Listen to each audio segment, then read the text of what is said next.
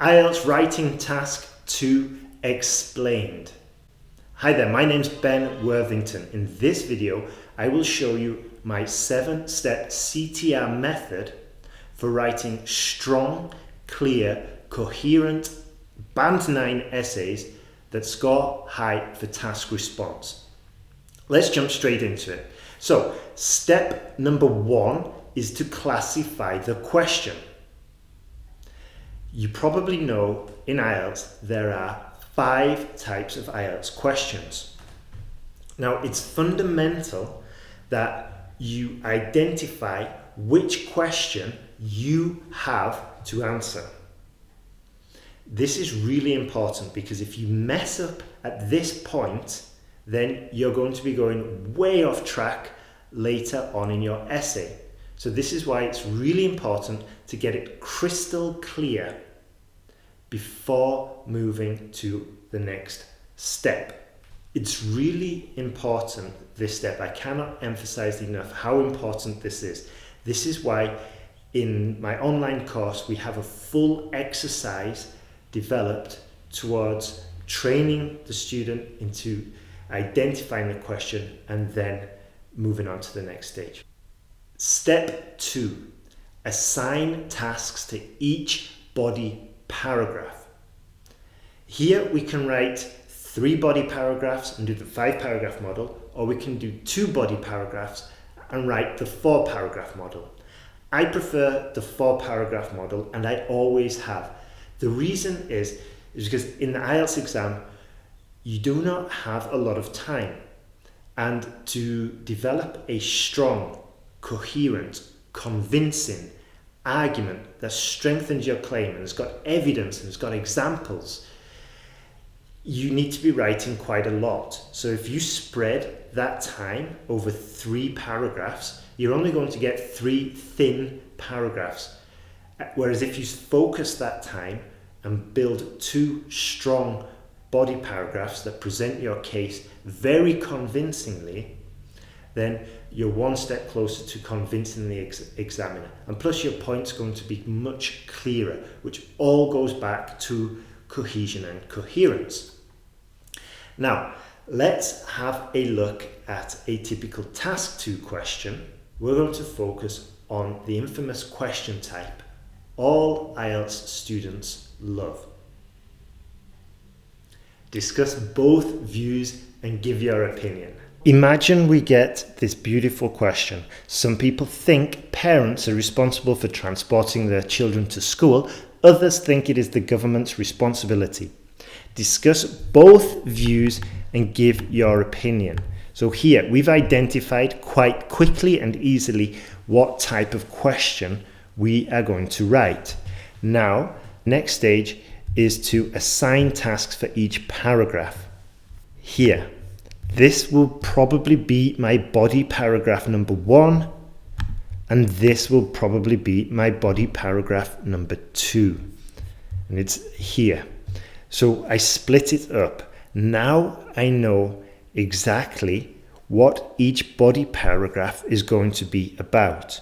And because I have it crystal clear in my mind, it's going to make it much easier to write, which will make it much easier to read. So finally, we brainstorm for ideas. Step 3, brainstorming for ideas. Now, a lot of IELTS tutors will say that you read the question, identify the keywords, and then brainstorm for ideas. This is terrible, terrible advice, setting you up for a miserable failure. The reason is because back in 2014, I used to do the exact same process.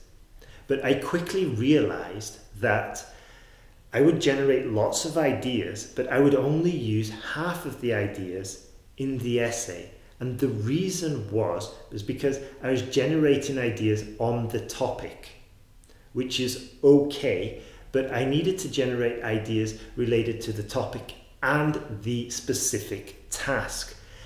This is why it's very important to extract from the question your key paragraph ideas, or your key paragraph idea, which is the text from the question, and then generate your ideas on this specific idea.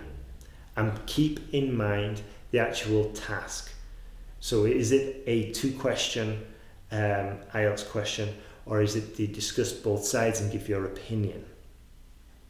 Let's jump into a real question that was seen on the exam recently, and we'll develop this process further. Here we have a quick brainstorm of ideas.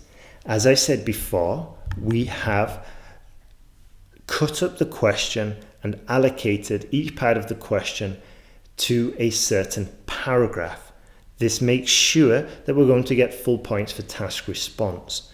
Now, we've generated quite a lot of ideas that are very specific to this paragraph.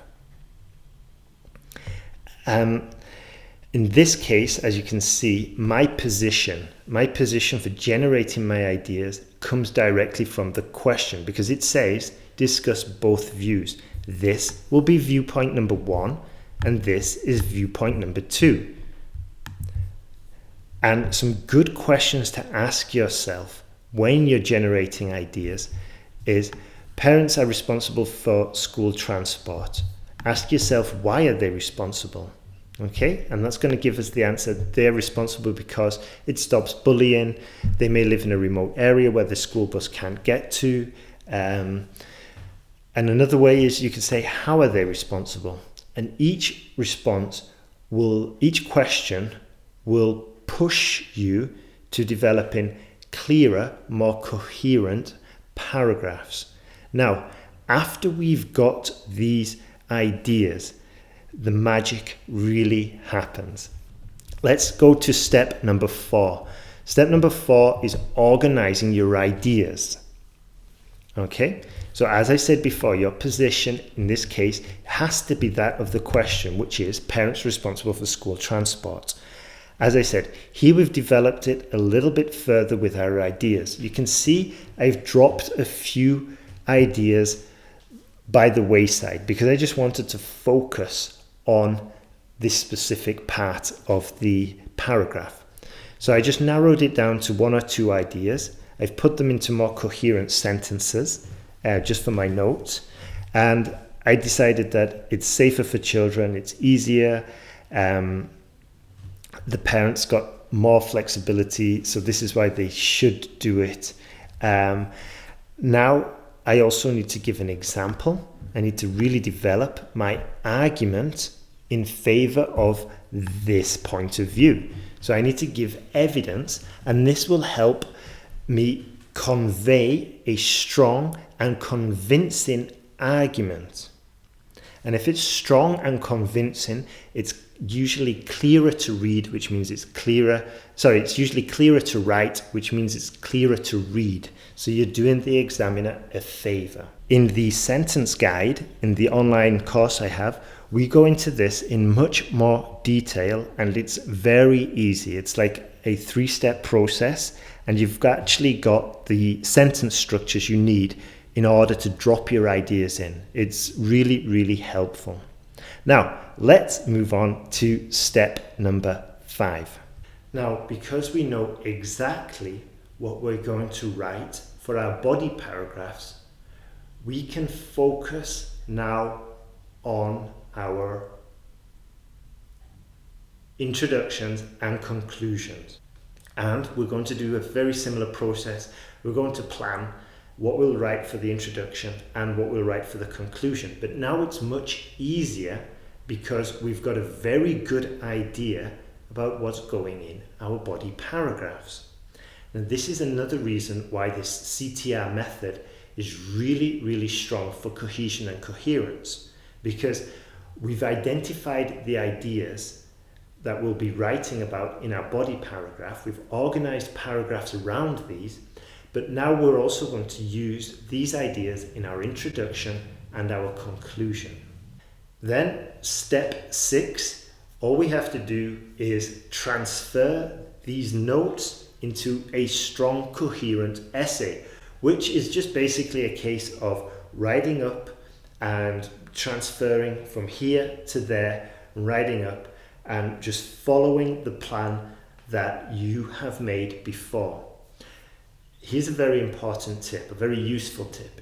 If a new idea pops into your mind, generally speaking, ignore it. Keep to this strong, coherent plan that you've already developed and that you've already checked for task response and it already flows and you've really organized it well. Do not risk popping another idea into your paragraph unless you're absolutely certain it can work. But more often than not, it's usually better to stick to the plan that you've already written. And also, this new idea will cost you time and maybe you have to reorganize some sentences, some ideas to really make it cohesive. So at this point, we do not want creativity. We just want to transfer it and write it. Now, final step, stage 7 or step 7. What you need to do now, you've finished writing and hopefully you've got 5 minutes left. Check for mistakes.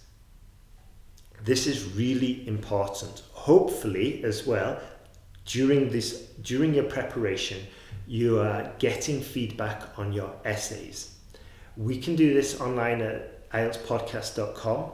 Go there and you can get your essay corrected, get feedback, see where you're making mistakes. And it's really important that you get professional expert feedback because not only are you going to improve faster, but going back to step 7, when we're checking for mistakes, you're going to know what mistakes you have made in the past.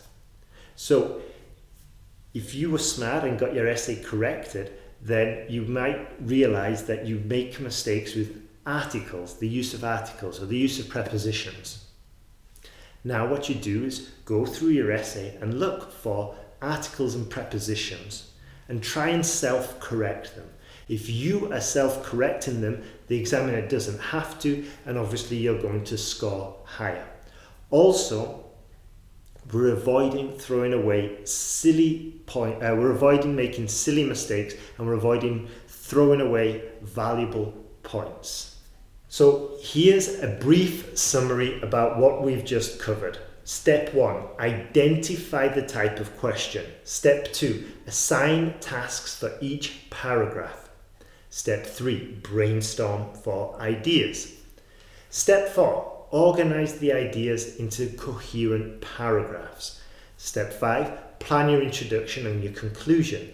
Step 6, write it all up. No new ideas, transfer from a bundle of notes into a strong, cohesive, coherent essay. And then the final step, check for errors. So that's the 7-step CTR method for writing strong Band 9 essays. Now, if you need more help, you need more feedback, then come and visit us at IELTSPodcast.com. If you like this video, make a comment on which step helped you the most.